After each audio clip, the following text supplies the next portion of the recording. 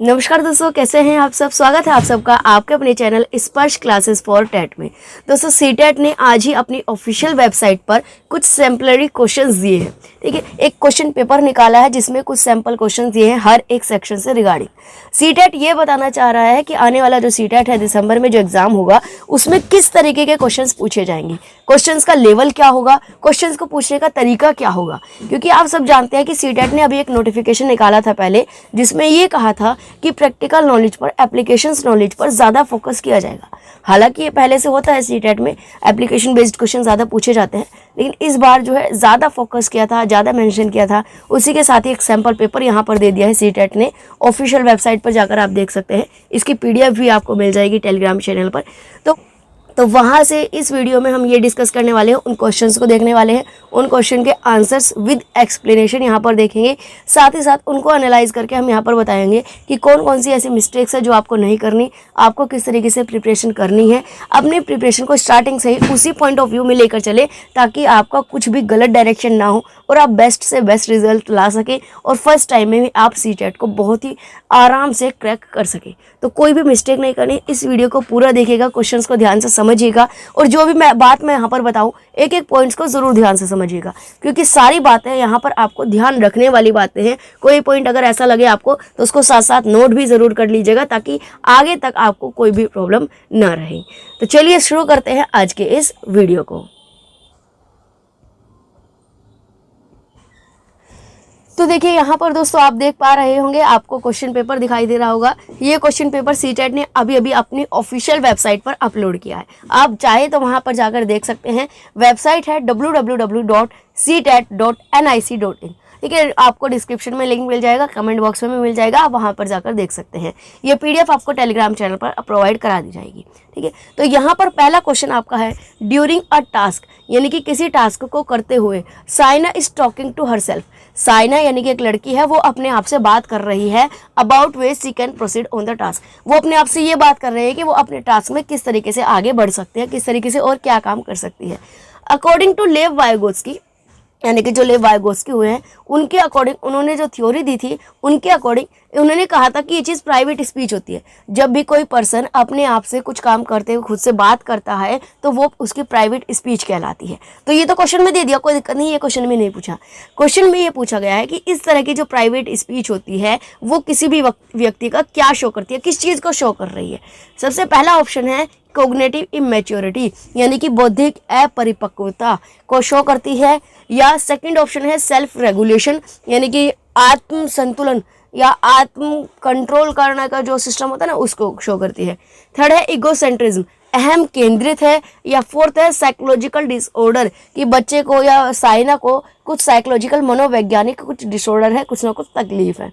तो आंसर तो यहाँ पर आपको क्लियरली दिख रहा है सेल्फ रेगुलेशन है, लेकिन ये आंसर आया कैसे। ठीक है, बाकी के 3 ऑप्शन क्यों नहीं हो सकते। इसके लिए ज़रूरी ये है कि आपको इन चारों ऑप्शंस का मतलब पता होना चाहिए। आपको पता होना चाहिए कि लेव वाइगोत्स्की ने अपनी थ्योरी में क्या कहा था। तो आगे आने वाली वीडियोस में इसको भी कराएंगे क्लियर। यही रीज़न है कि मैं हमेशा ये कहती हूँ कि आपको कंसेप्ट जरूर क्लियर होना चाहिए। कंसेप्ट क्लियर होगा तब आप क्वेश्चन से डील कर पाएंगे। अगर आप रट्टाफिकेशन करेंगे तब क्या होगा, क्वेश्चन थोड़ा सा घूम गया, आप कन्फ्यूज हो जाएंगे। चलिए यहाँ पर इन चारों वर्ड्स का मतलब देखते हैं और फिर देखते हैं कि आंसर ये कैसे आया। सबसे पहला है, इस क्वेश्चन को समझते हैं। क्वेश्चन को मैं एक सिचुएशन दे दी। आप कई बार पजल्स वगैरह सोल्व करते हैं तो क्या होता है, खुद से बात करते हैं कि हाँ अभी यहाँ पर आना चाहिए, अभी आना चाहिए। कुछ क्रिएटिव काम कर रहे हैं, कुछ भी अपने से रिलेटेड कोई भी टू जेड आप काम कर रहे हैं, तो कई बार ऐसा होता है कि आप खुद से बात करते हैं कि हाँ ये इस तरीके से, यहाँ ऐसा होना चाहिए, यहाँ पर मैं ये काम कर सकता हूँ, अब मुझे ये करना चाहिए। आप खुद से बात कर रहे हैं, तो इस चीज को हम आपकी इमैच्योरिटी तो नहीं कह सकते। इमैच्योरिटी का मतलब अपरिपक्वता, या कह देना कि नादान है बच्चा, बच्चे की नादानी है, मासूमियत है, तो वो जो चीज़ नहीं है। फर्स्ट ऑप्शन तो बिल्कुल भी नहीं आएगा, ये आपकी इमैच्योरिटी को तो शो नहीं करता है। थर्ड ऑप्शन अगर हम देखें, ईगोसेंट्रिज्म, यानी कि अहम केंद्रित। ईगोसेंट्रिज्म का मतलब ये होता है कि बच्चा जो है खुद से ही केंद्रित रहता है, खुद से सेंटर में रहता है, खुद के फोकस में। वो किसी और दूसरे व्यक्ति से कम्युनिकेट नहीं कर पाता, अपने एक्सपीरियंसेस को शेयर नहीं कर पाता, अपने थॉट्स को किसी के साथ बोल नहीं पाता है, शेयर नहीं कर पाता है, किसी के साथ भी फ्रैंक नहीं हो पाता है, खुद में ही रहता है, बस अपने में ही रहता है। किसी भी दूसरे व्यक्ति से बात नहीं करता, उसको पार्टीज में, मीटिंग्स में, गेट टुगेदर में जाना बहुत पसंद नहीं होता है, उनको कहते हैं इगोसेंट्रिज्म, या जिसे खुद से ही मतलब होता है। अब यहाँ पर ऐसा तो कुछ भी नहीं कहा पूरे स्टेटमेंट में, इसमें तो सिर्फ सिंपल सा एक साइन है, अपना काम कर रही है, उस काम को करने के लिए अपने आप से बात कर रही है। तो ईगोसेंट्रिज्म का कोई साइन क्वेश्चन में नहीं दिया गया है, तो इसीलिए थर्ड ऑप्शन भी आपका नहीं होगा। चलते हैं फोर्थ ऑप्शन पर, साइकोलॉजिकल डिसऑर्डर, यानी कि आप बच्चे को या सैनिक को मानसिक रूप से कोई बीमारी है, मनोवैज्ञानिक कोई प्रॉब्लम है, तो ऐसा भी नहीं है, मनोवैज्ञानिक कोई प्रॉब्लम किसी भी तरीके से इसमें शो नहीं हो रही है, ठीक है, कोई डिसऑर्डर तो शो नहीं हो रहा, वो तो अपना काम कर रहे हैं, इंटेलिजेंसी का साइन है ये तो इसका ऑप्शन क्या बचता है, सेल्फ रेगुलेशन, यानी कि वो खुद को कंट्रोल कर रही है, ठीक है, सेल्फ रेगुलेट कर रही है कि हाँ अब आप उसको किस तरीके से काम करना है, अब उसको किस डायरेक्शन में जाना है। तो ये था आपका right option B, self regulation. उम्मीद है ये आपको क्लियर समझ में आ गया होगा कि ये ऑप्शन कैसे आया है। इस क्वेश्चन को देखकर आपको एक बात तो क्लियर पता चल गई होगी कि क्वेश्चन जो है सीधे नहीं आएंगे, सीधी खीर नहीं होगी, बहुत आसान काम नहीं होगा, टेढ़ी खीर होगी, लेकिन मुश्किल भी नहीं होगा, ठीक है, मुश्किल भी नहीं होगा कि आप कर ही ना सके। आपको सिर्फ इसमें एक प्रॉपर प्लानिंग की और प्रॉपर स्ट्रेटेजी की ज़रूरत होगी। अगर आप स्टार्टिंग से ही अपने सही डायरेक्शन में काम कर रहे हैं, तब आपको टेंशन लेने की कोई ज़रूरत नहीं है, बहुत ही आराम से आप इसको क्लियर कर पाएंगे। इसके लिए ज़रूरी क्या है, 2-3 चीज़ें ज़रूरी है। सबसे पहले ये कि आप कंसेप्ट को समझें। कंसेप्ट को समझाने के लिए हमारे यहाँ पर सीरीज चल रही है चैनल पर, फ्री ऑफ कॉस्ट है, जिसमें हर एक टॉपिक को इंडिविजुअली अलग अलग डिटेल में एक्सप्लेन किया जाएगा। उसके बाद आप उससे रिलेटेड क्वेश्चंस को करें, वो भी हम यहाँ पर आपको मॉक टेस्ट के थ्रू, प्रैक्टिस सेट्स के थ्रू यहाँ पर कराया जाएगा। और जितना ज़्यादा हो सके प्रैक्टिस करें क्वेश्चंस की, प्रैक्टिस करें क्वेश्चंस की प्रैक्टिस कैसे कर सकते हैं आप, प्रीवियस ईयर ले सकते हैं, प्रैक्टिस सेट्स ले सकते हैं, ऑनलाइन बहुत सारे मॉक टेस्ट आते हैं वो ले सकते हैं, और हमारे थ्रू भी आपको टाइम टू टाइम प्रोवाइड कराते रहेंगे, ठीक है। तो यहाँ पर आपको ये बिल्कुल भी मिस्टेक नहीं कर रहे हैं कि आप टॉपिक को रटने की कोशिश करें या आप डायरेक्ट क्वेश्चंस पर जाएं, नहीं, आप सबसे पहले टॉपिक का कंसेप्ट को समझें, उसके बाद उससे रिलेटेड क्वेश्चंस पर जाएं, और प्रीवियस ईयर पेपर आप टाइम टू टाइम लगाते ही रहें। उससे आपको ये पता लगता रहेगा कि आप जो पढ़ रहे हैं वो आपके लेवल का है कि नहीं है। उससे जो आपने टॉपिक पढ़ा, आपने एक टॉपिक समझा, तैयार कर लिया, क्या उसको तैयार करने के बाद आप प्रीवियस ईयर सॉल्व कर पा रहे कि नहीं कर पा रहे, ये आपको पता चल जाएगा, ठीक है। तो चलिए नेक्स्ट क्वेश्चन पर चलते हैं। A child argues that no person should steal a drug from a chemist shop, यानी कि एक बच्चा है जो आर्ग्यू कर रहा है, बहस कर रहा है किस बात पर, कि कोई भी व्यक्ति केमिस्ट की शॉप से कोई भी ड्रग्स स्टील नहीं कर सकता, चोरी नहीं कर सकता। यानी कि अगर किसी भी केमिस्ट के शॉप से आप कोई दवाई चोरी नहीं कर सकते हैं, even if it is to save a human life, भले ही वो किसी व्यक्ति की जान ही क्यों ना बचाए, लेकिन फिर भी आप केमिस्ट की शॉप से कोई भी दवाई, मेडिसिन, ड्रग चोरी नहीं कर सकते हैं। क्यों? बिकॉज ही और she will be caught and sent to jail, क्योंकि अगर वो पकड़े गए तो वो जेल में भेज दिए जाएंगे, ठीक है, उनको पनिशमेंट मिलेगी। अगर वो चोरी करते पकड़े गए तो उनको पनिशमेंट मिलेगी, इसीलिए चाहे भले ही व्यक्ति की जान ही पर ही क्यों ना बने हो, आप ड्रग मेडिसिन चोरी नहीं कर सकते हैं। तो कोहलबर्ग के अकॉर्डिंग बच्चे की जो ये नैतिकता है, बच्चे की जो मोरालिटी है, ये किस लेवल की है, मोरल अंडरस्टैंडिंग, ये आपको बताना है। तो ये भी एक अलग टॉपिक है पूरा का पूरा। तो उसके थ्रू आपका यहाँ पर क्या आंसर आएगा, पनिशमेंट एंड ओबीडियंस ओरिएंटेशन। यानी कि यहाँ पर साफ साफ पता चल रहा है कि बच्चा काम को क्यों कह रहा है, रीजन क्या है। इस तरीके के क्वेश्चंस में 2 चीजें आती हैं। नॉर्मली आप स्टेटमेंट पे चाहते हैं कि बच्चा कह क्या रहा है, लेकिन यहाँ पर यह गलती नहीं करनी है। आपको स्टेटमेंट पर नहीं जाना है, स्टेटमेंट का कारण क्या बता रहा है बच्चा, उस पर जाना है। यहाँ पर बच्चा कह रहा है ड्रग चोरी नहीं करना है, ये तो ठीक है, इस पर हमें कोई मतलब नहीं है। नॉर्मली स्टूडेंट्स क्या करते हैं कि पहले ही स्टेटमेंट से वो क्या कर लेते हैं, ऑप्शन सिलेक्ट कर लेते हैं। अगर आप सिर्फ फर्स्ट स्टेटमेंट देखेंगे कि जो ड्रग्स है चोरी नहीं करनी चाहिए, तो आपका सेकंड ऑप्शन भी राइट जाएगा कि बच्चा जो है सोशल ऑर्डर मेंटेन करने की बात कर रहा है, ठीक है। तो आपका क्या होता है, फर्स्ट सेकंड ऑप्शन भी जा सकता है। लेकिन यहाँ पर हमें गलती ये नहीं करनी है, हमें बच्चे का डिसीजन नहीं सुनना है, हमें बच्चे के डिसीजन के पीछे उसकी मेंटलिटी क्या है, उसकी सोच क्या है, उसका कारण वो बच्चा क्या बताता है, ये जानना है, उसके अनुसार हमें आंसर देना है। तो यहाँ पर बच्चे ने कहा ड्रग चोरी नहीं करने, उसका कारण क्या है, क्यों, इसलिए नहीं करने हैं क्योंकि अगर वो पकड़े गए तो उनको पनिशमेंट मिलेगी, उनको जेल भेजा जाएगा। तो यहाँ पर बच्चा इस काम को करने से मना क्यों कर रहा है? सिर्फ और सिर्फ इसलिए कि उसको पनिशमेंट मिलेगी। अगर पनिशमेंट जैसा कुछ प्रावधान ना हो, कोई ऐसी चीज़ें ना हो कि भाई अगर आपको चोरी करते पकड़ा गया तो पनिशमेंट मिलेगी, तो क्या होता, बच्चे की स्टेटमेंट ये नहीं होती, कुछ और होती।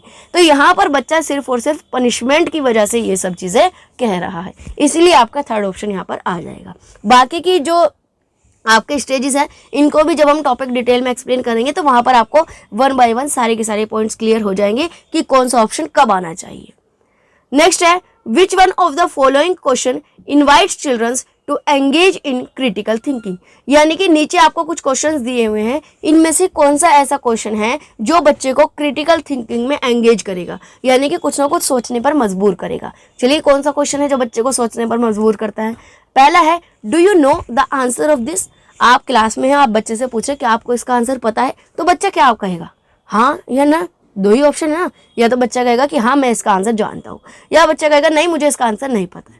तो येस और नो, इसमें बच्चे को कुछ सोचना पड़ा, क्रिटिकल थिंकिंग करनी पड़ी, नहीं करनी पड़ी, तो फर्स्ट आंसर आपका नहीं होगा। सेकंड, नेक्स्ट है, what is the right answer for this question. इस क्वेश्चन का राइट आंसर क्या होगा?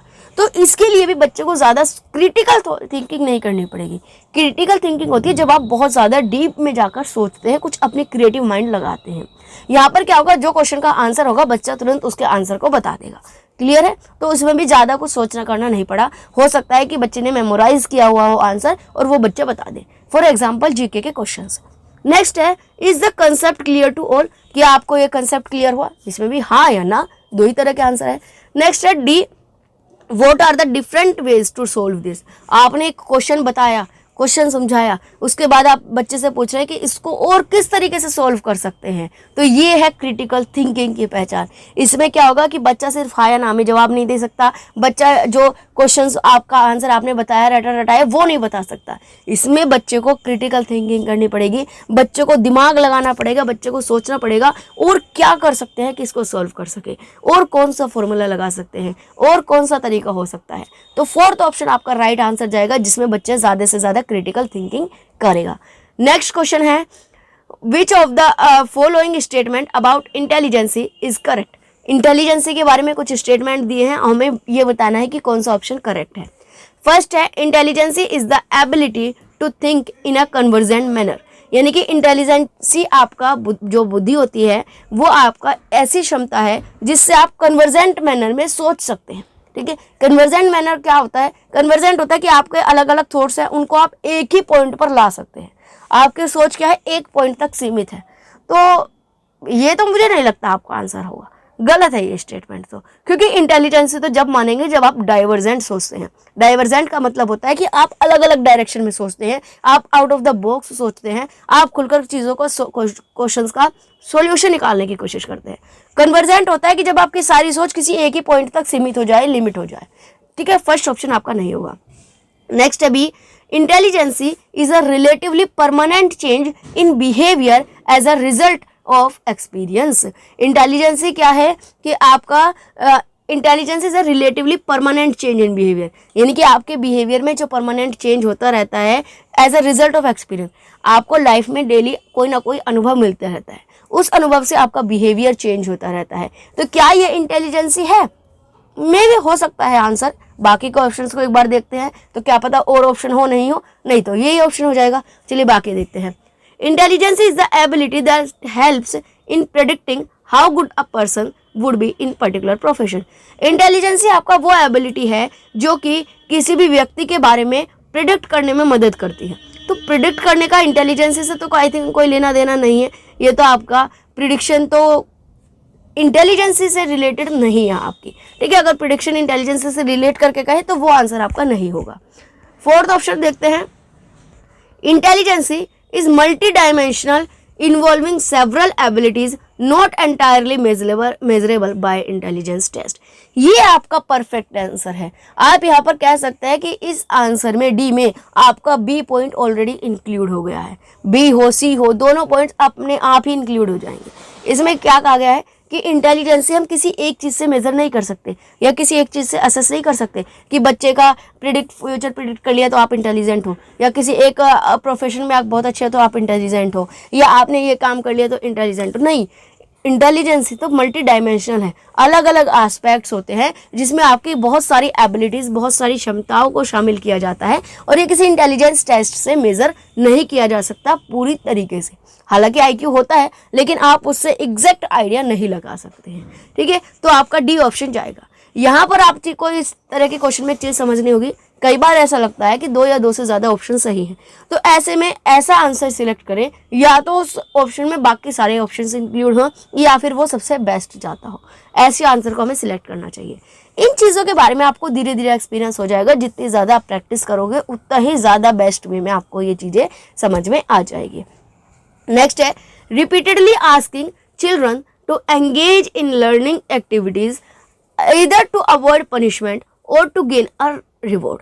यहाँ पर बच्चे को बार बार एक लर्निंग एक्टिविटीज़ में एंगेज करने के लिए बोला जा रहा है, बच्चे को कुछ काम करने के लिए बोला जा रहा है, या तो आप चाहते हैं कि उसके पनिशमेंट को इग्नोर किया जाए या उसको कुछ रिवॉर्ड मिले, इसके लिए उसको किसी एक काम को करने के लिए बार बार एंगेज किया जा रहा है, बार बार बोला जा रहा है कि तुम ये काम करो, या तो तुम्हारी पनिशमेंट तुम्हें नहीं मिलेगी। अगर जैसे हम कह देते ना, टीचर बच्चे को कह रहा है ये काम करो, तुम पनिशमेंट तुम्हें हम नहीं देंगे, ठीक है, चलो हम तुम्हें नहीं मारेंगे, तुम ये काम करो, या चलो ये काम करो तुम्हें हम एक रिवॉर्ड देंगे।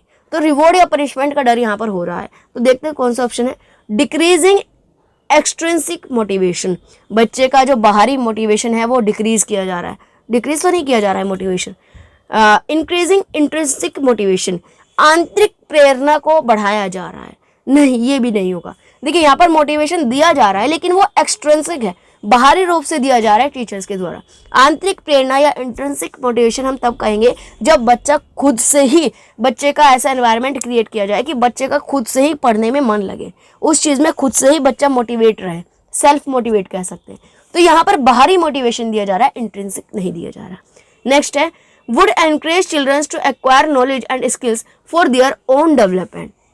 यहाँ पर बच्चा जो है खुद नॉलेज को, स्किल को एक्वायर करेगा ताकि वो खुद की नॉलेज को एक्वायर करेगा ताकि वो अपनी खुद की स्किल को डेवलप कर सके। नेक्स्ट है decrease children's natural interest and curiosity involved in learning. ये आपका सही पॉइंट है। बार बार एक चीज़ को कहना कि तुम ये काम करो नहीं तो तुम्हें पनिशमेंट दी जाएगी, तुम ये काम करो तो तुम्हें रिवॉर्ड मिलेगा, मैं तुम्हें नहीं पीटूंगी या नहीं मारा जाएगा अगर तुम ये काम करते हो, तो क्या होगा, बच्चा सिर्फ और सिर्फ या तो लालच में या प्रेशर में डर के मारे ही उस चीज़ को पढ़ेगा। तो उसका जो नेचुरल इंटरेस्ट है, जो उसका प्राकृतिक इंटरेस्ट है वो ख़त्म हो जाएगा। जो उसकी क्यूरियोसिटी है, किसी भी चीज़ को जब हम काम करते हैं तो उसमें हमारी क्यूरियोसिटी होती है कि हाँ ये काम कैसे हुआ, क्यों हुआ, कब हुआ, किस तरीके से हुआ, वो क्यूरियोसिटी उसकी ख़त्म हो जाएगी। वो सिर्फ उस काम को पूरा करने की कोशिश करेगा ताकि या तो वो पनिशमेंट से बच सके या उसको रिवॉर्ड मिल सके। तो या तो लालच या डर, यही 2 चीज़ यहाँ पर काम करेगी। तो डी ऑप्शन जो है इसमें सबसे बेस्ट है। तो यहाँ पर आप इन चीज़ों को देख सकते हैं। नेक्स्ट 6th क्वेश्चन है the teacher was observing Vinod as he was engaged in making a model. Teacher जो होते हैं विनोद को ऑब्जर्व कर रहे होते हैं क्योंकि जो विनोद है वो एक मॉडल बनाने में एंगेज्ड है, यानी कि बिजी है। The model was a replica of the city of Mirzapur. जो मॉडल था वो मिर्ज़ापुर सिटी का एक रेप्लिका था। Vinod had build a new monorail transport system with plaster of Paris. Vinod ने एक नया मोनोरेल ट्रांसपोर्ट सिस्टम बनाया प्लास्टर ऑफ पेरिस से, यानी कि पीओपी के through. He had created a mental map of the proposed transport network and translated it on the replica, connecting the key junction of the city. Vinod present as an example of which of the following type of intelligence। कुल मिलाकर यह है कि जो विनोद था उसने एक model बनाया। मॉडल क्या था, मिर्ज़ापुर शहर का एक रेप्लिका था। अब उस शहर को एक कुछ अपना एक पॉइंट ऑफ व्यू देने के लिए उसने वहाँ के एक नया ट्रांसपोर्ट सिस्टम बनाया और उसका अपने मानसिक रूप से एक इमेजिनेशन कर ली और उस इमेजिनेशन थ्रू के जो इमेजिनेशन की, उस इमेजिनेशन के थ्रू उसने उस ट्रांसपोर्ट सिस्टम को क्या किया, अपने जंक्शन से जोड़ दिया, कनेक्ट कर दिया और उसमें दिखा दिया कि हाँ इस ट्रांसपोर्ट को इस तरीके से जंक्शन से जोड़ा जा सकता है। अपने माइंड में थॉट आया, इमेजिनेशन आई, उसको क्या करा, उसको डेमो में करके दिखा दिया मॉडल में। तो ये किस तरीके की इंटेलिजेंसी है, तो इसमें आपका सी ऑप्शन आएगा, स्पेशल इंटेलिजेंसी आएगा। स्पेशल इंटेलिजेंसी क्या होता है कि जिसमें हम किसी चीज़ को सामने हमारे नहीं है, लेकिन हाँ हम उसको इमेजिनेशन करते रहते हैं और अब किसी भी एक पर्टिकुलर फील्ड के थ्रू इमेजिन करके उसको हम सामने वाले तक शो करने की कोशिश करते हैं। बाकी इनके बारे में एक अलग से टॉपिक आएगा जिसमें सभी इंटेलिजेंसी को डिटेल में एक्सप्लेन किया जाएगा। यहाँ पर एक्सप्लेन कर पाना थोड़ा सा पॉसिबल नहीं है क्योंकि बहुत ज़्यादा लेंथी वीडियो हो जाएगी और कंफ्यूजिंग भी हो जाएगी। नेक्स्ट है which of the following are the key postulates of constructivism, यानी कि जो कंस्ट्रक्टिविज्म होता है उसका कौन सी चारों में से कौन सा ऐसा है जो कि कंस्ट्रक्टिविज्म को फॉलो करता है। सबसे पहला है individually learners actively build knowledge and skills. जो आपका इंडिविजुअल लर्नर्स होता है, हर एक व्यक्ति जो होता है वो एक्टिवली नॉलेज को और स्किल्स को बिल्ड करता है। सही बात है, बिल्कुल सही पॉइंट है फर्स्ट, क्योंकि जो कंस्ट्रक्टिविज्म होता है वो होता है निर्माणात्मक, जिसमें हर एक बच्चे पर इंडिविजुअली फोकस किया जाता है। बच्चा खुद से कुछ कामों को करता है, प्रोजेक्ट को करता है, खुद की कंस्ट्रक्टिविज्म लगाता है, खुद की सोर्स थिंकिंग लगाता है और खुद से किसी भी चीज़ को क्रिएटिवली करता है। तो इंडिविजुअली पर फोकस किया जा रहा है, इंडिविजुअली बच्चे की नॉलेज बढ़ती है, उसकी स्किल डेवलप होती है। नेक्स्ट है, फर्स्ट ऑप्शन आपका राइट है इसमें। नेक्स्ट है information exist within the construct of our mind. जो इन्फॉर्मेशन कहाँ एग्जिस्ट करती है, हमारे माइंड के कंस्ट्रक्ट में, बिल्कुल सही है। ठीक है, नेक्स्ट है behaviour of the learner must be री इन्फोर्स्ड टू एंश्योर लर्निंग, यानी कि जो बच्चे का लर्नर का बिहेवियर है उसको री इन्फोर्स किया जाना चाहिए, ये तय करने के लिए कि हाँ वो कुछ ना कुछ पढ़ रहा है, यानी कि बीच बीच में बच्चे को री इन्फोर्स्ड किया जाना चाहिए। हो सकता है मे बी, लेकिन ये क्वेश्चन या ये पॉइंट जो है डाउटफुल है। फर्स्ट सेकंड है तो पक्का है। Learning is a socially mediated process. जो लर्निंग है ये आपकी सोशली मेडिएटेड प्रोसेस है। जितना ज़्यादा आप सोशली एंगेज होंगे, जितना ज़्यादा आप एक दूसरे से एंगेज होंगे, सोशली मिलजुल कर रहेंगे, मिलजुल कर सोचेंगे, एक साथ मिलकर काम करेंगे, उतना ही ज़्यादा बेहतर रहेगा। ये भी बिल्कुल सही कंस्ट्रक्टिविज्म का ही एक कैरेक्टरिस्टिक्स है, जिसमें कंस्ट्रक्टिविज्म में क्या होता है कि 5 बच्चों का ग्रुप बनाया, 5 बच्चों को एक प्रोजेक्ट दे दिया, बच्चे खुद से सोशली इंटरेक्ट करेंगे, उस चीज़ को सोचेंगे, क्रिएटिवली थिंक करेंगे और उस प्रोजेक्ट को पूरा करेंगे। अब यहाँ पर ये देखिए कि फर्स्ट सेकंड फोर्थ तो हमारा कंफर्म है कि है, थर्ड में हमें डाउट हो रहा है। चलिए ऑप्शन में अगर हम देखते हैं तो ऐसा कोई भी ऑप्शन नहीं है जिसमें कि चारों के चारों ऑप्शंस दिए हुए हैं, तो 3 ही, तो फर्स्ट सेकंड और फोर्थ हमारा हो जाएगा। देखते हैं फर्स्ट सेकंड फोर्थ किस में दिया हुआ है, डी में आपका दिया हुआ है, तो यही आपका ऑप्शन हो जाएगा। तो दोस्तों ये सीडीपी के 7 क्वेश्चन सैंपल के लिए दिए हुए थे। यहाँ से आपको आइडिया लग गया है कि डायरेक्ट क्वेश्चन नहीं पूछे जाएंगे, आपको कॉन्सेप्ट समझना होगा, कॉन्सेप्ट से रिलेटेड क्वेश्चंस की ज़्यादा से ज़्यादा प्रैक्टिस करनी होगी। आप ना ही तो कॉन्सेप्ट्स को इग्नोर कर सकते हैं, अंडरस्टैंडिंग को इग्नोर कर सकते हैं, और ना ही प्रैक्टिस को इग्नोर कर सकते हैं। दोनों ही चीज़ें इक्वली इंपॉर्टेंट है। अगर आप ये सोचे सिर्फ कॉन्सेप्ट क्लियर कर लो, प्रैक्टिस ना करो, काम हो जाएगा, नहीं होगा। अगर आप ये सोचे कॉन्सेप्ट की जरूरत नहीं है, आप क्वेश्चंस करो, साथ साथ कॉन्सेप्ट हो जाएगा, नहीं होगा। दोनों चीज़ों को इक्वली आपको फोकस्ड करना है, इक्वली इंपॉर्टेंस दोनों चीज़ों को देनी है। नेक्स्ट अगर आप मैथ्स का देखते हैं, मैथ्स का सेक्शन, तो यहाँ पर ये कंटेंट से रिलेटेड डायरेक्ट आपका क्वेश्चन है। आपको पता है कि सीडीपी से अलग जितने भी आपके सेक्शन रहेंगे, हर एक में हाफ नंबर्स का यानी कि 15 मार्क्स का कंटेंट आता है और 15 मार्क्स का पेडागोजी आता है, यानी कि यही घुमा फिरा के क्वेश्चन आते हैं। तो यहाँ पर आप देख सकते हैं कि क्वेश्चन जो है क्या है, डायरेक्ट दे रखा है आपके कंटेंट से रिलेटेड। आप जब इसका मैथ्स के क्वेश्चंस करेंगे तब आपको ये चीज़ें समझ आ जाएगी। डायरेक्ट है कंटेंट से रिलेटेड, सेकंड क्वेश्चन है कंटेंट से रिलेटेड, थर्ड क्वेश्चन है कंटेंट से रिलेटेड। फोर्थ क्वेश्चन आप यहाँ पर देखिए, फोर्थ क्वेश्चन में क्या कहा गया है कि a child subtracted 2 numbers as shown below. बच्चे ने ये 2 नंबर सब्ट्रैक्ट किए और ये सॉल्यूशन नीचे जो आपको दिया हुआ है ये दिया यहाँ पर। ठीक है, बच्चे ने इस तरीके से सब्ट्रैक्ट करके यहाँ पर आपको क्या करा, दिखा दिया। ठीक है, अब क्या ये सॉल्यूशन जो बच्चे ने किया है ये सही है, नहीं है। ठीक है, ये तो हमें पता है। Which one of the following statement give an idea about child's learning of subtraction. अब ये देखकर हमें ये बताना है कि बच्चा सब्ट्रैक्ट के बारे में कितना जानता है या उसकी क्या प्रॉब्लम है एग्जैक्टली जिसकी वजह से उसने ये आंसर मिस्टेक किया है। जैसे हम देखते थे ना कि इंक्लूसिव में क्या करते थे, बच्चे की प्रॉब्लम्स को समझने की कोशिश करते थे और उसको दूर करते थे। तो यहाँ पर हमें ये समझना है कि बच्चे की अंडरस्टैंडिंग में कहाँ गड़बड़ी है, क्या चीज़ बच्चा समझ नहीं पा रहा है, उस चीज़ को हमें यहाँ पर बताना है।